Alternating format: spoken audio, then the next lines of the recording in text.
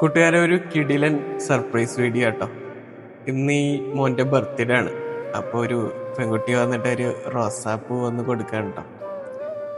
ഈ ഉമ്മയ്ക്കും വാപ്പയ്ക്കും 5 മക്കളാണ്. 4 ആൺമക്കളും ഒരു പെൺകുട്ടി. ഇത് 3ാമത്തെ മകനാണ്.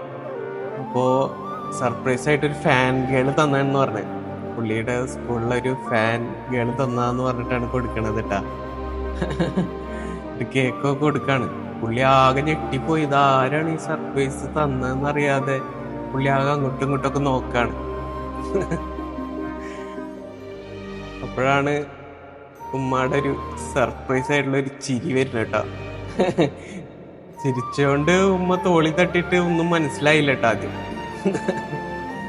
പിന്നെ ഒന്ന് ചിന്തിച്ചു നോക്കിയപ്പോഴാണ് മനസ്സിലായത് ഉമ്മയുടെ സർപ്രൈസ് ആണെന്ന്. ഉമ്മ മോൻ കൊടുത്ത കിട്ടില്ല സർപ്രൈസ് ആട്ടോ. വാപ്പ പോലും അറിഞ്ഞില്ല. വാപ്പയും സർപ്രൈസ് ആയി പോയി. അടിപൊളിയില്ലേ? ഉമ്മമാര് ഇങ്ങനെ ഗിഫ്റ്റുകൾ കൊടുക്കുമ്പോ മക്കൾക്ക് ഭയങ്കര സന്തോഷമായിരിക്കും. അടിപൊളി കുടുംബം.